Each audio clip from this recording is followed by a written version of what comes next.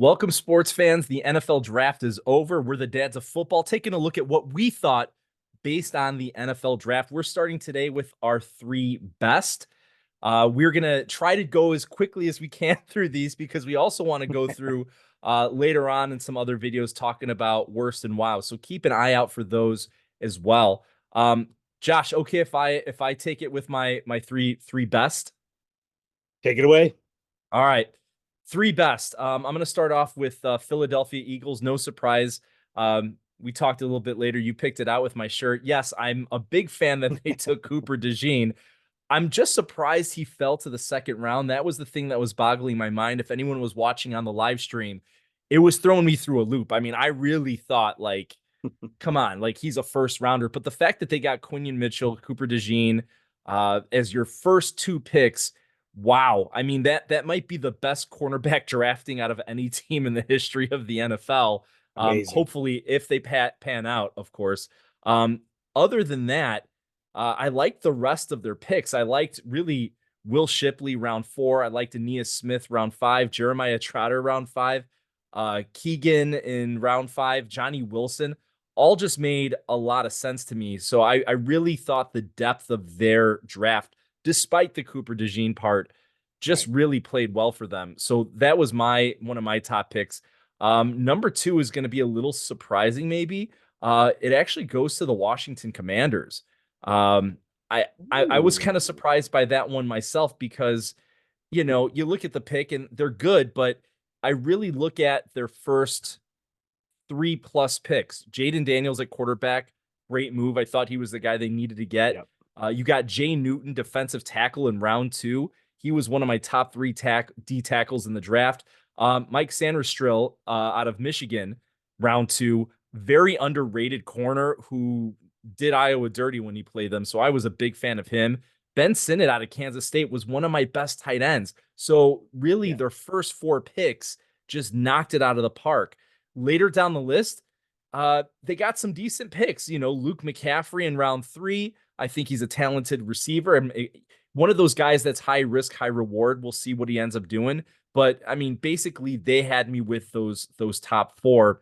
And then finally, my pick for best, I had a tie between Broncos and Chargers. I thought they both had a ton of depth there. So if we're talking Broncos, I'll tell you why I had them. I'm just trying to pull up their draft here. Let's go to Denver Broncos. All right, Denver Broncos. Your first few picks, you have Bo Nix, Jonah Ellis, Troy Franklin, Chris Abrams-Draine, Audric Estime.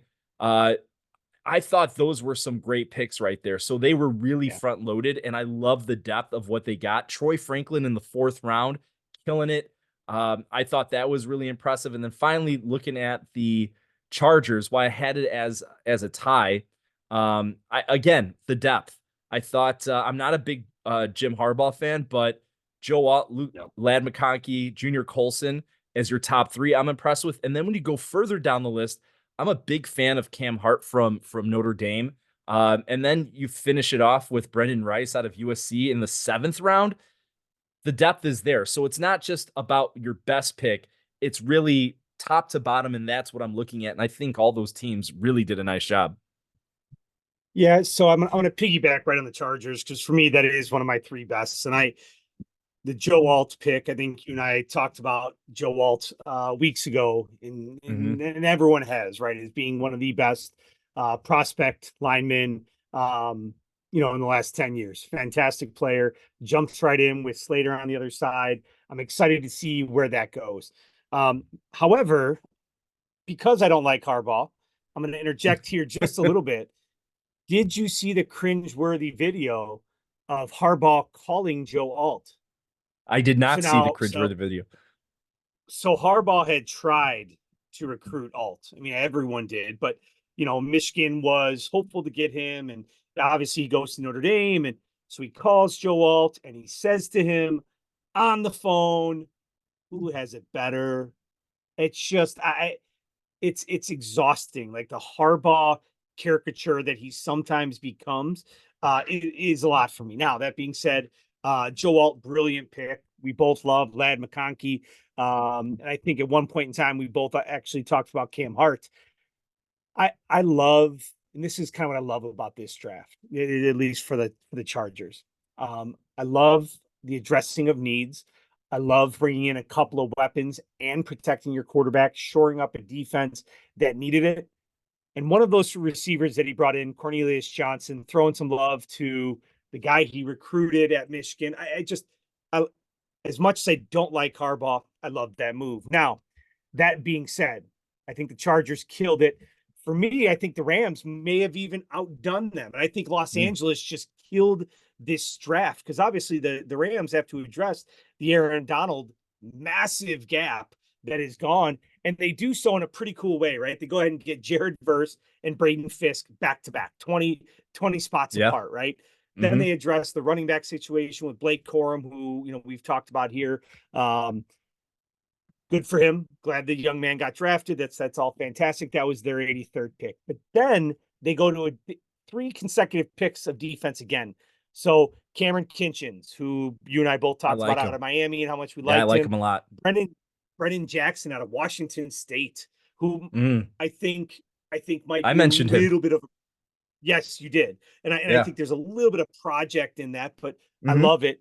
And then Tyler Davis, who during the draft and watching the draft, I got so excited about Tyler Davis. Seems like he's going to be a great player. Then they go kicker, which, whatever, go kicker. Then Best receiver, kicker. center, tackle, and Mhm. just addressing needs. And it's amazing to me that Sean McVay has only been a head coach, I believe, for 7 years now. And 5 of those 7 years, they've been in the playoffs.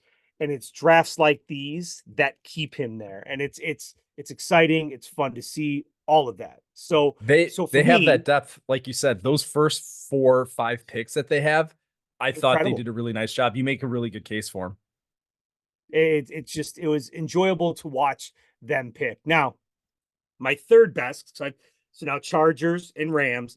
Um, and I don't know if this is like you've heard of recency bias. Mm. Maybe it's like regional bias for me Okay, or okay. proximity bias. You know what? Super excited to see what Indianapolis did with their draft and getting some help at receiver for Anthony Richardson, assuming that he's healthy and can stay healthy. Um, Adonai Mitchell is just exciting, and they got him at 52, which I think seemed a little bit late, especially considering Pearsall went before him. But with that being said, I just love the immediate pickup of Liatu Latu, who you and I have talked about it at times. I love the story behind the young man, almost has to walk away from football in 2021, leaves Washington, goes to UCLA, and is arguably arguably the best defensive player in college football last year. Um, I love what Indianapolis is doing. I love to see it. And because they are a little bit closer, it's exciting. It's exciting from the standpoint that, hey, if I want to drive and go watch them play, I can go watch them play. Um, Chris Ballard, I think, is, if not a top 3 GM in football, sure is feeling more and more like a top 5. So for me, those are my 3 best. They're kind of short and sweet. Obviously, I'm rocking the Bears attire today. I don't normally, and I'm wearing a Jim McMahon, the Punky QB, because the Bears have finally addressed. I hope, um, a franchise quarterback. I mean, Caleb Williams and everything about him, and then getting Rome, and then hey, they added your punter there from Iowa. We are going to go into all that later on, because I definitely have some opinions about all that. What I will say Yes, about this draft with the depth of it, as I was going through looking at each and every single team, because that's what I did with a fine tooth comb, it was not easy for me to put together the list. And sure, I'm with you on the LA Rams. Looking back at their draft, I could easily put them in that top 3. I agree with you for there. sure. There are so many teams where maybe if I wasn't crazy about every single pick, they had a string of picks that looked pretty good. So I thought for the most Yep, part, most teams drafted pretty well. And even the teams that I wasn't crazy about, they at least got somebody who was right. talented, who I think has a real future in the NFL. So I thought it was a little harder to miss in this one. And there was nothing too crazy where it just said, "Oh my God, your draft is just terrible." Even the teams that when we go into our worst video at another point, they weren't terrible. It wasn't like, oh my God, Right. who did you take? Like you've never seen football before. And I have said that in the past with other teams. So I was For pretty sure. impressed overall with the teams that what they did. I was going to say with the Indianapolis Colts, I really liked their first three. Um, Yep. Maybe even four. After that, the names become a little bit more Muddied.